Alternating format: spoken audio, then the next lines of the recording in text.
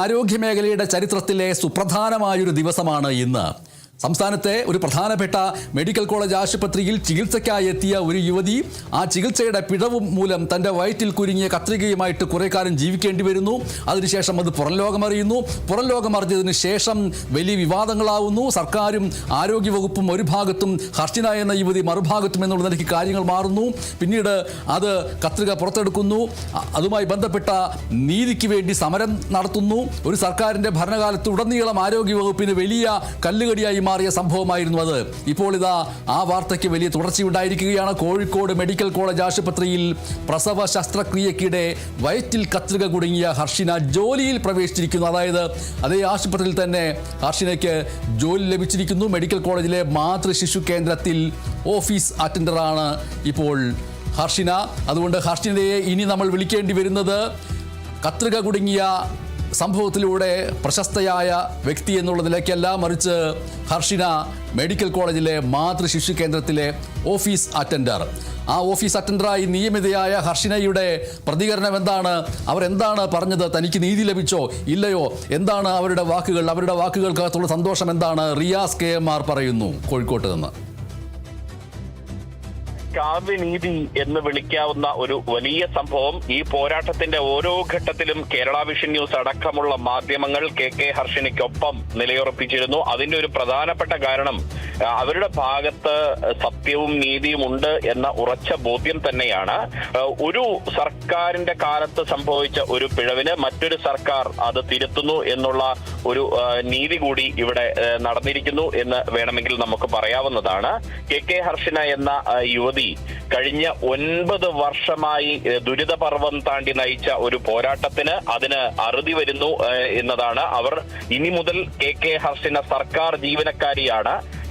സർക്കാർ HDS വഴി, അതായത് ഹെൽത്ത് ഡിപ്പാർട്ട്മെന്റ് സർവീസ് വഴി HDSന്റെ സ്ഥിരം നിയമനമാണ് ആരോഗ്യമന്ത്രി K മുരളീധരൻ ഹർഷിനയ്ക്ക് നൽകിയിരിക്കുന്നത്. അവർ കോഴിക്കോട് മാതൃശിശു സംരക്ഷണ കേന്ദ്രത്തിൽ 2017 നവംബറിൽ നടന്ന പ്രസവ ശസ്ത്രക്രിയ പിഴവിനെ തുടർന്ന് KK ഹർഷിനയുടെ വയറ്റിൽ കത്രിക വെച്ച് മറക്കുന്നു. തുടർന്ന് അവരുടെ ആരോഗ്യ പ്രശ്നമുണ്ടാകുന്നു. ആ ആരോഗ്യ പ്രശ്നത്തെ തുടർന്ന് ശാരീരികമായ ബുദ്ധിമുട്ടുകളും വേദനകളും അനുഭവിക്കേണ്ടി വരുന്നു. നിരന്തരമായ ചികിത്സ നടത്തുന്നു. ഒടുവിൽ ഒരു സ്കാനിങ്ങിലൂടെ വയറ്റിൽ എന്തോ ഒരു വസ്തു ഉണ്ട് എന്ന് കണ്ടെത്തുന്നു. അത് കത്രികയാണെന്ന് മനസ്സിലാക്കുന്നു. അത് ശസ്ത്രക്രിയയിലൂടെ 5 വർഷം മുൻപ് അത് ശസ്ത്രക്രിയയിലൂടെ നീക്കം ചെയ്തതിന് ശേഷമാണ്, കത്രികയാണ് എന്ന് മനസ്സിലാക്കിയതിനു ശേഷമാണ് ഈ നിയമ പോരാട്ടം ഹർഷിന തുടങ്ങുന്നത്. അതിനുവേണ്ടിയുള്ള സമര പോരാട്ടം ഹർഷിന തുടങ്ങുന്നത്. അതോടൊപ്പം കേരളത്തിന്റെ പൊതുസമൂഹം തന്നെ നിന്നു എന്നുള്ളതാണ് വസ്തുത ഉണ്ടായത്.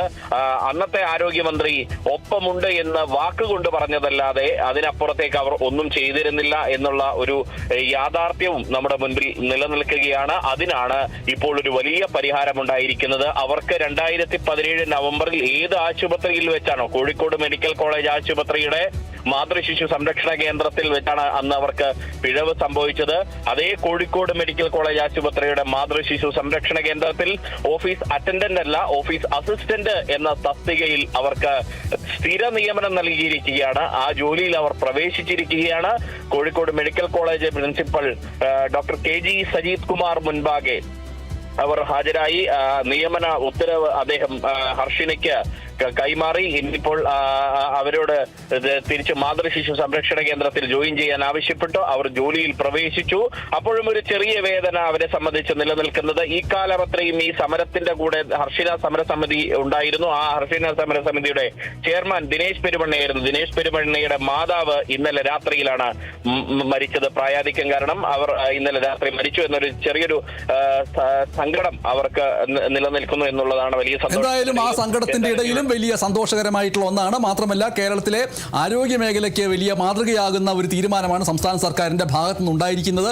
ഒപ്പം തന്നെ ഹർഷിനയെ സംബന്ധിച്ചിട്ട് ഒരു ചികിത്സാ പിഴവിന്റെ പ്രതീകം എന്നുള്ളതിലേക്കാണ് അവർ കേരളത്തിന്റെ മുമ്പിൽ വന്നത്. പക്ഷേ ഇപ്പോൾ ആ ചികിത്സാ പിഴവിന് ഇടയാക്കിയ അതേ ആശുപത്രിയിൽ തന്നെ അവർക്ക് ജോലി ലഭിക്കുന്നു. സ്വാഭാവികമായിട്ടും ഹർഷിന എന്ന് പറയുന്നത് ഇനിയുള്ള നാളുകളിൽ ചികിത്സാ പിഴവില്ലാത്ത ഉത്തരവാദിത്വത്തോടു കൂടിയ ചികിത്സയ്ക്കുള്ള ഏറ്റവും വലിയ ഉദാഹരണമായിട്ട് മാറേണ്ടിയിരിക്കുന്നു. വളരെ പ്രധാനപ്പെട്ട ഒരു ഉദ്യോഗത്തിലേക്ക് സംസ്ഥാന സർക്കാർ തന്നെ അവർക്ക് സ്ഥിര നിയമനം നൽകിയിരിക്കുന്നു. ആ പദവിയിൽ ഇരുന്നു കൊണ്ട് അവർ ആ മെഡിക്കൽ കോളേജിലെ എല്ലാ ജീവനക്കാർക്കും മാതൃകയാവുന്ന രീതിയിൽ പിഴവുകളില്ലാത്ത ചികിത്സ എങ്ങനെയാണ് ചെയ്യേണ്ടത് എന്ന് കാണിച്ചു കൊടുക്കേണ്ടുന്ന ഒരു ഉത്തരവാദിത്വം കൂടി അവരിലേക്ക് വന്നു ചേരുന്നുണ്ട്. ആ ഉത്തരവാദിത്വം അവർക്ക് നിറവേറ്റാൻ കഴിയട്ടെ.